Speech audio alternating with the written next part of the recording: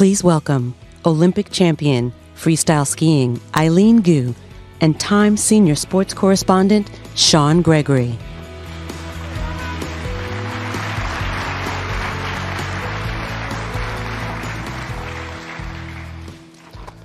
Hello, everyone, and thank you, Eileen, for joining us.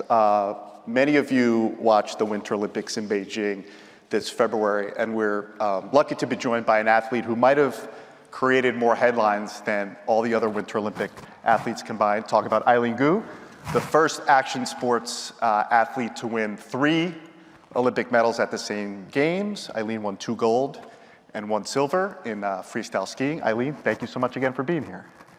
Thank you so much, Sean, for sitting here and chatting with me, and thank you so much, Mr. Benioff and Time, for having me. It is such an honor to be here. Cool. So I'm just curious, who in the audience, have any of you twisted and flipped in the air on skis intentionally, talking intentionally? So as I expected, 0 hands raised. So we have somebody with a pretty unique skill set here. And Eileen, I just wanted to get inside your head a little bit. I'm just curious, how scared were you the first time you ever tried an aerial trick on skis? Yeah, well, here's the thing. I think that sometimes when you have this outsider perspective and you're looking and you're like, okay, this is her first time ever trying this. She woke up this morning and decided she was just gonna do this thing she's never done before, and she's terrified at the top, but really what you don't see is that there's so much preparation that goes into it. You know, we have trampolines, we have rollerblades, we have foam pits, we have airbags, and all these kind of building blocks that we have going into doing a trick for the first time. That, on top of incredible mental preparation, physical preparation, visualization, I utilize a lot. I kind of have always equated being in the air to a sense of rhythm, almost. I grew up playing piano, and so when I hear the wind in my ears, I kind of experience my spinning and my flipping in a different way. And so there are all these little tips and tricks, I guess, inside an athlete's mind, which a lot of people don't know about. And so yes, I was scared, absolutely, because I'm asking my body to do something it's never done before, and that in itself is counterintuitive. I'm breaking my own limit. But at the same time, there was a lot of preparation going into it. Gotcha. How old were you? Sorry? When you did it, how old were you? My first flip? Yeah. I was 9, I think, when I did my first backflip. Wow. Yeah. My mom was terrified. She had a heart attack. I sent it to her in a text with no context, and she was just sent a string of 12 emojis back. Like scared emojis? Yes, the terrified emojis. In a profile that ran in Time prior to the Beijing Games that came out in early January, my colleague Charlie Campbell wrote, quote, "Commercial endorsements have flooded for Gu, along with media attention and social media buzz. She has 173,000 Instagram followers. How many do you think she has now? Any guesses, higher or lower? Like The Price is Right? It's 1.6 million Instagram followers. That's an 825% increase. So obviously, your life has changed. What's been the most surreal moment in your post-Olympics life? Well, the Olympics themselves were absolutely insane. I mean, you guys can imagine I was 18 years old. That was the biggest life goal I'd had. I'd worked so hard to get there. I had dreamed about that moment for years and years and years. And finally achieving the impossible, really, was something that I'll never forget. So that was huge. Afterwards, it's opened all these incredible doors for me. It's given me the opportunity to work with a lot of charities in the US and China, to work with young girls, which is a demographic that I've really been trying to reach since my first speech on Title IX and women in sports when I was 11 years old. And so being able to connect with them about the importance of sports, the importance of education, the importance of balance, and being able to utilize learning as a force to target all these different parts of your life and make everything better and find your own voice and make the world better in your own way. And so that has been really deeply meaningful and rewarding to me.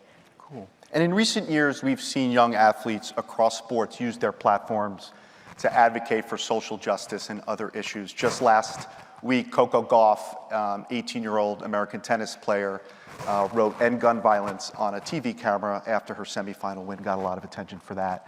How do you're 18 years old, turn 19 in a few months, how do you want to use your global platform? Sure, I mean, that's a big question. I think First of all, I want to see it from my own perspective. With all of these incredible platforms that I've gotten, there's also been my fair share of backlash. And I think that for me, it's not just a unique experience to me. Lots of kids worldwide experience bullying. And when you are a young person and you are made to feel that your voice doesn't matter, that you are somehow less than, and that you should not be speaking up for yourself, then that is incredibly detrimental during your formative years. And so it's the biggest form really of self-care that I've had for myself is to find my voice and to use it for causes that matter to me and to encourage the people, encourage the haters to, make the world better in their own way. And so for me, my biggest message has always been that of representation and the power that it has for a young girl sitting at home to see someone that is like them on TV, someone that looks like them, that talks like them, that acts like them on TV, because that changes your perception of a sport, but also of your perception of what you think is possible for yourself moving forward. And 1 in 6 girls, girls are 6 times more likely than their male counterparts under age 18 to be dropping out of sports. And that's a huge rate. And so representation is something that we can help to combat that and make up for that inequality moving forward.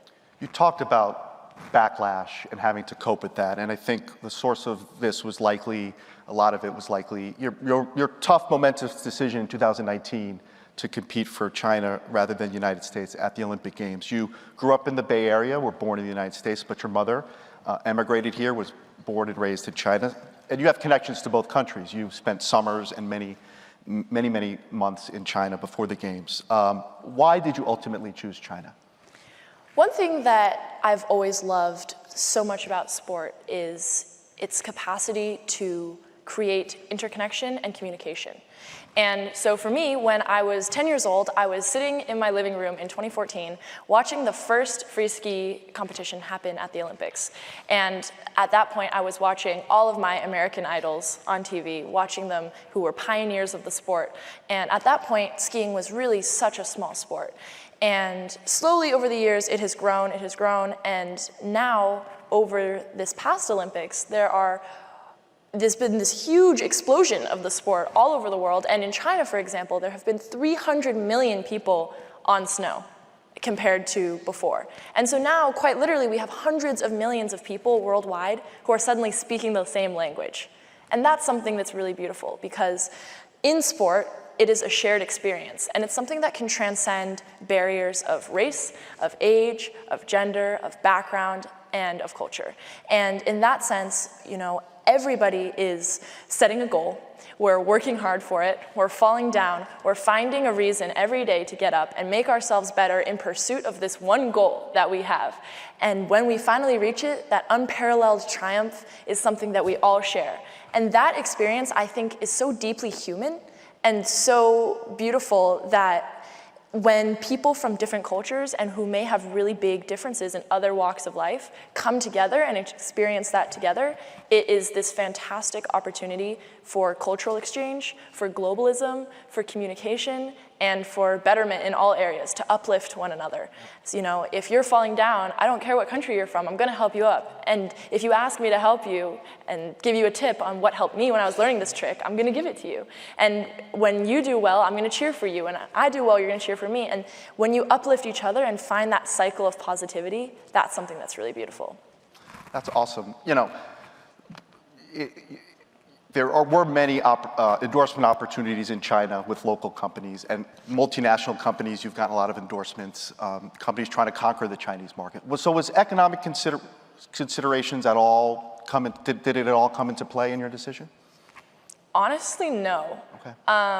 No, I don't think so, because for me, I was 15 years old at that time, and I had this tremendous support from the US ski team from a moral level, from an emotional level, in the sense that when I told them that I wanted to compete for China in the upcoming Olympics, that it was to inspire young girls, it was to spread the sport, and it was to create a shared future of globalism, they were 100% behind me. And they continue to be incredibly supportive. And the same is true of the Chinese side. And so I think with that said, it really was about spreading the sport to people who may never have even heard of it before. And who, especially as young girls, and who may not have that kind of representation that they see on TV, to be able to have that, that was really my sole reason for doing that. And this is a great time of geopolitical tension between the two countries, China and the United States. Do you have any regrets at all about your decision? Why or why not? I don't have regrets about my decision because I think that every day when I start looking at my social media and I see DMs and I see hundreds of young girls sending me messages saying, because of you, because of what you did at the Olympics, you inspired me to start skiing, to break my own boundaries, to sit with someone new at lunch, to try something that I never thought was possible before. And because of you, I feel like I am better as a person. And when I read messages like that, it galvanizes me too. And it's this positive reinforcing cycle in which it's not really an idol and a fan, really. It's friends moving together. And when someone does well, I want to celebrate their successes and build off of them. And when they do well, it kind of moves like that. And in that sense, I think that it is really beautiful. And I also think that it has been this incredible opportunity worldwide. It's not just in China. It is in the US, it's in Canada, it's in Europe, and it's in all these places where free skiing wasn't visible before, and now it is. And that's the bottom line. And I think that that is something that's really incredible, and that's something I'm really proud of, and I think that is a global effort moving forward. Great. What's next for you? Ooh, lots of things. I will, for one, continue to do what I'm doing in the sense of representing young people, representing young women, encouraging people to find their own voices and find their own passions, whatever that may be. It could be in skiing, it could be in literally any other walk of life. I think that young people are so powerful now, and we are so capable, and we are so well connected, and we have this capacity to speak to one another in a way that maybe the generation before us didn't have. And so I think we are using that to our advantage. We are growing in all these different walks of life, and that makes me really excited. So I want to be a part of that. I'm trying to be a part of that, and I hope to continue being a part of that going forward. I'm going to school in the fall, so that's really exciting. You're going to Stanford? I am, yes. I'm going to be a freshman. And so, yeah, I can't wait for that. And yeah, just lots of, I'm starting to write a book right now. I do a lot of reading and writing, so there's that. And yeah, lots of big things on the horizon. Any thoughts about post-snowboarding career, what you want to do long term? After skiing, I think that there are a lot of opportunities. No, you're good. I'm passionate about a variety of things. I'm in school, again, I have no idea what I'm studying yet, so don't hold me to this, but I'm interested in international relations. I'm also really interested in quantum physics, so we're like really all over the map right now. But I mean, that's the beauty of learning, right? I think that the biggest thing that I'm gonna get from school is learning how to learn and finding those passions, and then figuring out a way to weave them together and make the world a little bit better in my own way comes down the line. And so as long as I can do that, then I'm going to be very happy and very proud. And my biggest goal has always just been to leave a positive legacy and to leave the world a little bit better than the way that I found it. The U.S. is going for the Winter Olympic Games in Salt Lake City in 2030, trying to get that host. If the Olympics are in the U.S. in 2030, any chance you switch to our side? It's funny that you mentioned that because I am actually an ambassador for the Salt Lake City 2030 Olympic bid. And I think that that's this beautiful example of globalism and of the capacity that we can use skiing and we can use sport and we can use winter sport to connect people. It's about Salt Lake specifically wants to become a global destination for athletes everywhere to come train there, and they want to incorporate 15 new countries into the Winter Olympics. And I think that's something that's really beautiful, and I've always stood for that, and so I'm really honored to be a part of the whole thing, and we'll see if it goes ahead. All right. Well, Eileen, thank you so much for your time, and thanks everybody for listening in.